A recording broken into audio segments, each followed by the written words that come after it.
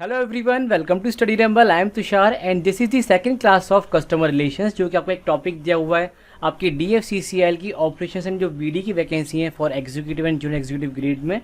सो देखिए, आज की इस क्लास में हम कवर करेंगे सॉफ्टवेयर इवोल्यूशन ऑफ CRM, या फिर आप कह सकते हैं history of customer relationship management, यानी ओवर दी पीरियड आपका CRM किस तरीके से इवॉल्व। आप देखते हैं आज के टाइम में हर एक चीज़ क्लाउड बेस्ड है, तो शुरू से तो ये सब क्लाउड बेस्ड नहीं था ना आपका। तो आज हम यही जानेंगे कि भाई किस तरीके से आपका इवॉल्व हुआ है। ओके, और बहुत ही मेजर चीज़ें हम कवर करेंगे और काफ़ी इंपॉर्टेंट आपके एग्जाम पॉइंट ऑफ व्यू से। Okay, so alright, let's start this session. And ना वन मोर थिंग, अगर आप इस सेशन का PDF डाउनलोड करना चाहते हैं तो आप ज्वाइन कर सकते हैं टेलीग्राम चैनल, जिसका लिंक आपको डिस्क्रिप्शन में ऊपर ही मिल जाएगा। इसके अलावा आप फेसबुक, इंस्टाग्राम, ट्विटर भी फॉलो कर सकते हैं हम लोगों को। तो आप अगर सर्च करेंगे @StudyRumble007 से तो आपको हमारी प्रोफाइल और अकाउंट मिल जाएगा। सो ऑलराइट, शुरू करते हैं अपने इस टॉपिक को। बहुत ही एक अच्छी टाइमलाइन के थ्रू हम इस पूरे टॉपिक को कवर करेंगे। Okay, so alright, let's start the timeline. तो हमारी टाइमलाइन की शुरुआत होगी एक दशक से, जो कि आपका 1970s to 80s वाला पीरियड। अब देखिए, ये वाला पीरियड है जब जो बिजनेसेस थे उनको कस्टमर के डेटा की वैल्यू समझ में आ गई थी। तो वो लोग क्या करते थे, कस्टमर के डेटा को स्टोर करने लग गए।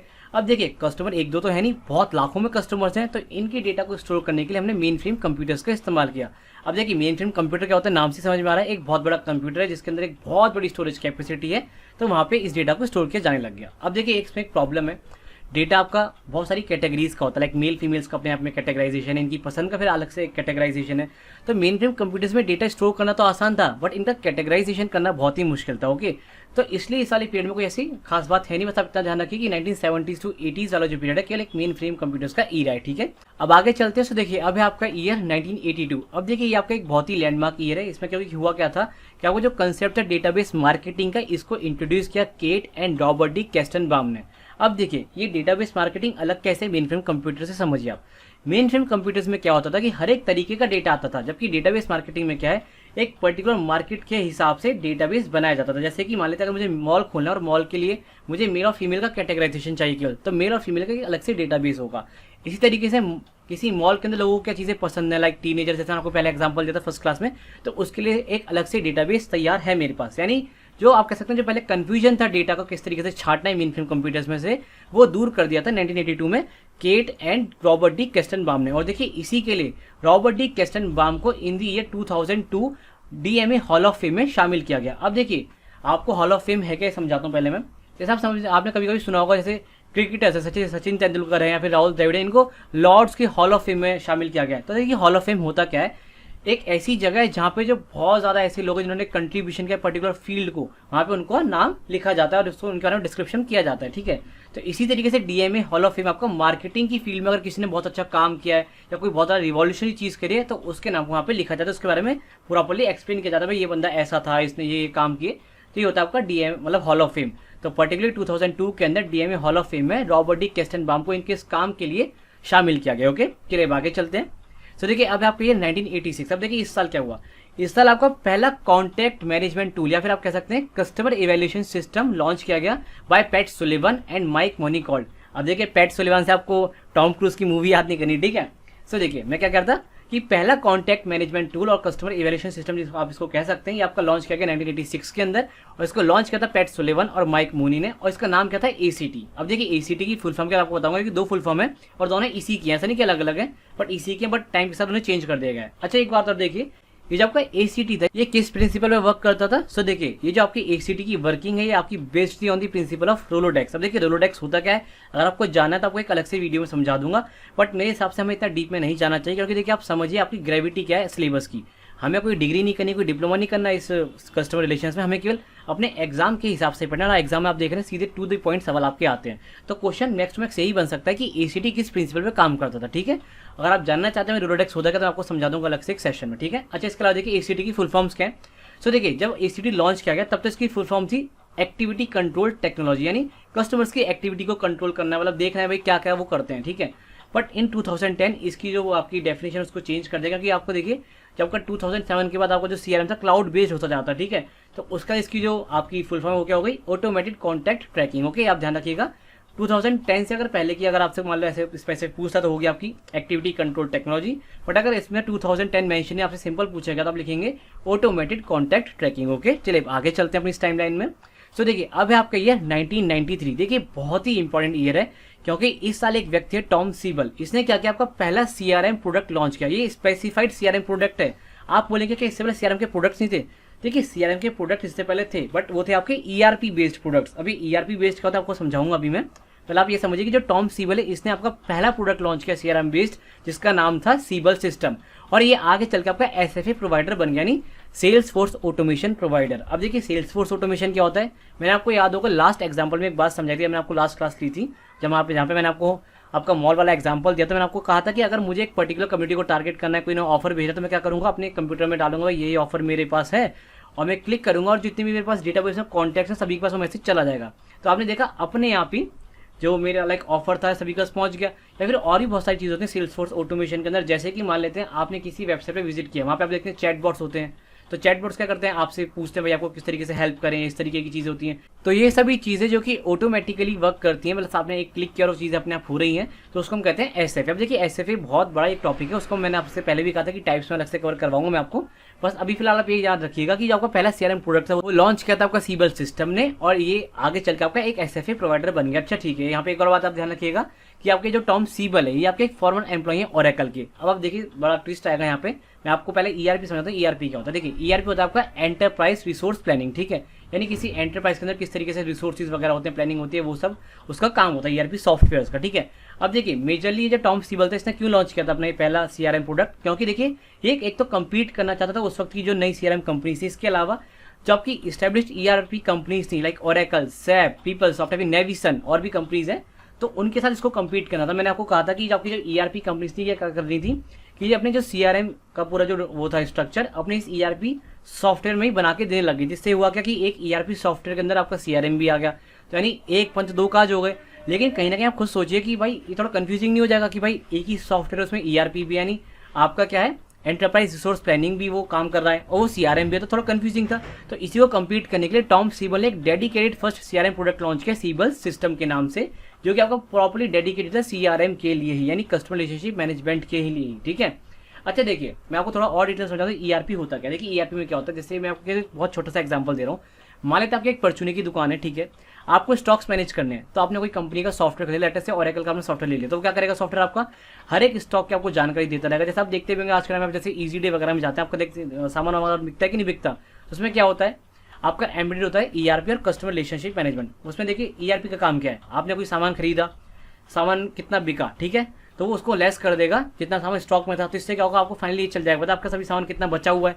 तो मतलब बेसिकली ईआरपी क्या करते हैं, एक मैंने बहुत बेसिक एग्जांपल दिया आपको ईआरपी का, कि आपकी स्टॉक्स वगैरह को देखते रहते हैं, एनालाइज करते रहते हैं भाई कंपनी का कितना सामान बिक गया, कितना सामान बचा हुआ है, फिर कंपनी का प्रॉफिट कितना हुआ है, कितना घाटा हुआ है, या फिर कंपनी ने कितना डिस्काउंट दिया ओवर दी प्रोडक्ट्स, ये सब ईआरपी सॉफ्टवेयर का काम होता है। बट इसी में आप देखते हैं आजकल आपका सीआरएम भी इंक्लूड होता है। तो अगर आप स्मॉल वाले एग्जाम्पल या फिर आप जैसे ईजी डे वगैरह जाएँ तो उसका एग्जाम्पल दूँ, तो उसमें क्या होता होगा, आपने जैसे सामान खरीदा, ईआरपी ने अपना काम कर दिया, वहाँ पे उसका काम खत्म हो गया, भाई सामान बिक गया, उसने स्टॉक्स मैनेज कर दिए। इसके बाद देखिए सीआरएम का काम क्या है, उसमें देखिए वो आपको ऐसा आपके लाइक मोबाइल पे मैसेज आएगा कि आप जब नेक्स्ट शॉपिंग करेंगे तो आपको इतना ऑफर मिल जाएगा। तो ये सारा काम कौन कर रहा है, एक ही सॉफ्टवेयर कर रहा है, लेकिन एक ही सॉफ्टवेयर में दोनों चीज़ें इंक्लूड हो गई, ठीक है। आप समझ पा रहे हैं मैं क्या समझाना चाह रहा हूँ आपको, मैं उम्मीद कर रहा हूँ आप समझ पा रहे होंगे। अगर आप नहीं समझ पा रहे तो एक बार कमेंट सेक्शन में लिख दीजिएगा अपने इस डाउट को, जो भी आपका डाउट होगा मैं वहाँ पे आपको क्लियर करने की पूरी कोशिश करूँगा, ठीक है।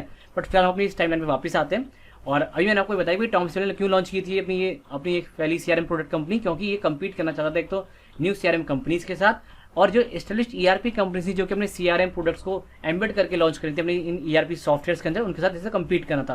और आपने देखा भी कि जो टॉम सीबल साहब का एक फॉर्मर एम्प्लॉय था ओरेकल का, तो इसे काफ़ी अच्छी नॉलेज थी भाई कि ईआरपी सॉफ्टवेयर क्या होता है, इसको किस तरीके से हराना है फिर कम्पीट करना है। तो आप समझ गए भाई पूरी की स्टोरी क्या है, क्या चक्कर था पूरा। चलिए आगे चलते हैं। सो देखिए अब आपका ईयर 1990 इस साल देखिए क्या हुआ, सीबल ने लॉन्च किया पहला मोबाइल सीआरएम ऐप जिसका नाम था सीबल सेल्स हैंडहेल्ड। क्या नाम है, सीबल सेल्स हैंडहेल्ड, बहुत ही इंपॉर्टेंट नाम, इसे ध्यान रखिएगा, ये आपका पहला मोबाइल सीआरएम ऐप था, तो सब ध्यान रखिएगा, ठीक है। चलिए आगे चलते हैं। सो देखिए इन द सेम ईयर आपका और क्या हुआ, देखिए इन दी सेम ईयर आपकी एक और मेजर डेवलपमेंट हुई, वो थी कि जो salesforce.com कंपनी इसने लॉन्च किया पहला software as a service CRM, यानी सास सीआरएम। अब देखिए जो सास है इसका फुल फॉर्म ध्यान रखिए क्या है, सॉफ्टवेयर एज अ सर्विस, यानी salesforce.com आपकी पहली प्रोवाइडर बनी software as a service CRM की। अब ठीक है ध्यान रखेंगे आप। अच्छा देखिए आपको याद होगा प्रीवियस ईयर पेपर में आपने देखा भी होगा कि जो salesforce.com इसके फाउंडर पूछे गए, तो एक बार हम इसको कवर कर लेते हैं। सो देखिए इसके फाउंडर हैं आपके मार्क बेनियोफ, पार्कर हैरिस और दो जने और हैं जिन्होंने इसको मिलकर फाउंड किया था, बट दो ही मेन है, Parker Harris and mark Benioff, ठीक है। और मार्क बेनियोफ आपका ऑप्शन में था, आपको याद होगा। तो ये दोनों क्या है, मतलब ये चार जने फाउंडर और ये दो मेन है आपके, ठीक है। चलिए आगे चलते हैं। सो देखिए अब आपके ये 2001, अब देखिए इस साल का आपकी जो एक टेक जाइंट कंपनी थी, एक सॉफ्टवेयर जाइंट कंपनी थी जिसका नाम था माइक्रोसॉफ्ट, इसने लॉन्च किया अपनी पहली CRM सर्विस जिसका नाम था माइक्रोसॉफ्ट डायनामिक्स। ठीक है, इन्होंने लॉन्च कर दी, बट ये इतना काम नहीं करता। इन्होंने क्या किया, क्योंकि आपको पता होगा माइक्रोसॉफ्ट पहले आपकी एक ERP कंपनी थी, यानी आपकी एक एंटरप्राइज रिसोर्स प्लानिंग कंपनी थी। तो उन्होंने क्या किया, बहुत ही चालाकी से अपने CRM को ERP सॉफ्टवेयर के साथ एम्बेड कर दिया, और लेटर इन 2003 माइक्रोसॉफ्ट डायनामिक्स आपका मर्ज हो गया MS ऑफिस के और आउटलुक के साथ। ठीक है, और फिर इसका नाम क्या हो गया, माइक्रोसॉफ्ट डायनामिक्स 1.0। ठीक है, आप ध्यान रखेंगे। चलिए अब आगे चलते हैं, और देखिए माइक्रोसॉफ्ट के फाउंडर तो मुझे बताने की जरूरत नहीं, तो आप सभी को पता ही होगा। चलिए अब आगे चलते हैं। सो देखिए अब है आपका ईयर 2004। देखिए ये बहुत ही इंपॉर्टेंट ईयर है, क्योंकि इस साल आपके एक बहुत ही मेजर डेवलपमेंट हुई। इस साल क्या हुआ, आपका जो शुगर CRM कंपनी है, इसने अपना पहला ओपन सोर्स CRM लॉन्च किया। नॉट पहला, इनफैक्ट दुनिया का पहला CRM, ओपन सोर्स CRM इसने लॉन्च कर दिया। और देखिए इससे हुआ क्या, देखिए मान लेते हैं एक छोटा कोई बिजनेसमैन है, उसको डेटा चाहिए। तो अभी तक वो क्या करता था कि भाई ओरेकल, माइक्रोसॉफ्ट या फिर और भी बहुत सारी कंपनी, सैप है या फिर पीपलसॉफ्ट है, salesforce.com, इन सबके पास जाता था और डेटा मांगता था, उसके लिए पैसे देता था। बट शुगर CRM ने क्या किया, सारे डेटा को ओपन सोर्स कर दिया, नहीं अब कोई भी बंदा आके इसको यूज कर सकता है। इससे हुआ क्या, जो छोटे बिजनेसेस थे या फिर जो एंटरप्रेन्योर्स थे जिनको बेसिकली डेटा की नीड होती है, तो उनको फ्री में डेटा मिल रहा था। ठीक है, और एक बहुत ही रिवॉल्यूशनरी चीज थी इस पीरियड में। सो आप ध्यान रखिएगा कि भाई आपका पहला ओपन सोर्स CRM किसने लॉन्च किया, शुगर CRM ने लॉन्च किया। ठीक है, आप ध्यान रखेंगे। अच्छा, इसके बाद देखिए फटाफट इसके फाउंडर देख लेते हैं। सो देखिए शुगर CRM के फाउंडर है जॉन रॉबर्ट्स। ठीक है, शुगर CRM के फाउंडर कौन है, जॉन रॉबर्ट्स, आप ध्यान रखिएगा। ठीक है, अब देखिए अब आपका टाइम चला और अब आगे आपका ये 2007। अब देखिए आपका जो पीरियड है 2004 से लेकर 2007 वाला, इसमें क्या हो रहा है, आपकी जो मेजर CRM कंपनी से माइग्रेट कर रही है क्लाउड की तरफ, यानी कि खुद का जो डेटा है पूरा क्लाउड पर डाल रही है।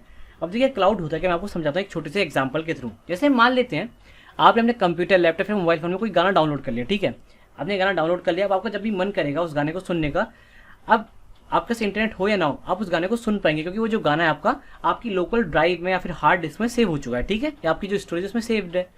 वहीं आप देखिए क्लाउड में क्या होता है, देखिए जैसे आपका स्पॉटिफाई या फिर आप गाना.com या फिर सावन है, सभी म्यूजिक ऐप्स हैं आपके। आप क्या करते हैं, गाना जाके सर्च करते हैं, अपने गाने को चलाते हैं। अब देखिए चलता कैसे है, ये सभी जो गाने होते हैं जब आप सर्च करते हैं आपके एक अलग से सर्वर में स्टोर है। ठीक है, जैसे आप सर्च करते हैं गाना, तो होता क्या, ये ऐप आपका गाने को सर्च करता है सर्वर के अंदर, और जब आप उसको प्ले करते हैं तो होता क्या, थ्रू इंटरनेट आपका वो जो डेटा है, जो भी मतलब उस गाने के रिगार्डिंग डेटा होगा, वो आपका ट्रांसफर होता है आपके फोन के अंदर, वो चलता रहता है, प्ले होता रहता है। ठीक है, तो आप देखिए यहाँ से फायदा क्या हो रहा है, समझिए क्लाउड का फायदा क्या है। जब आपके पास एक ड्राइव है, जो आपके फोन के अंदर ड्राइव है, कंप्यूटर के अंदर ड्राइव है, उसकी एक लिमिटेड स्टोरेज है, आप एक लिमिटेड गाने या कोई भी चीज़ स्टोर नहीं कर पाएंगे। बट सर्वर में क्या है, बहुत बड़ा मतलब बड़े बड़े सर्वर होते हैं, आप चाहें तो उसमें और ज़्यादा कंप्यूटर्स को ऐड करके और ज़्यादा स्टोरेज ऐड करके सर्वर को और बड़ा कर सकते हैं। ठीक है, तो इससे फायदा समझिए क्या हो रहा है। देखिए पहले आपने देखा जब टाइम शुरू करी थी तो एक मेन फ्रेम कंप्यूटर से शुरू करी थी। ये जो मेन फ्रेम कंप्यूटर्स होते थे ये आपके बिजनेसेस बेसिकली इनको करते थे, क्या कह सकते हैं, मैनेज करते थे। ठीक है, अब एक बिजनेस वाले के लिए या फिर आप कह सकते हैं जो मेन फ्रेम कंप्यूटर लगाना है अपने आप में एक बहुत कॉस्टली चीज़ होती है। ठीक है, अब माने तो मेन फ्रेम कंप्यूटर की जो स्टोरेज एक लिमिटेड है। ठीक है, ऐसा तो है नहीं कि उसकी अनलिमिटेड स्टोरेज है, बट आप कह सकते हैं सर्वर की जो स्टोरेज है मेन फ्रेम कंप्यूटर से लाखों गुना ज़्यादा है। ठीक है, तो होगा क्या, मान लेते हैं मेरी कोई खुद की कंपनी, मैंने एक मेन फ्रेम कंप्यूटर लगा रखा, मैंने बहुत सारा कस्टमर्स का डेटा स्टोर कर लिया। अब मेरे पास जगह ही नहीं बची स्टोर करने के लिए, मैं कहाँ स्टोर करूँगा, तो मैं क्या करूँगा, क्लाउड की मदद लूँगा। अब देखिए क्लाउड में जैसे आपको बताया कि बहुत ज़्यादा स्टोरेज है, मतलब एक मेन फ्रेम कंप्यूटर से लाखों गुना ज़्यादा स्टोरेज है।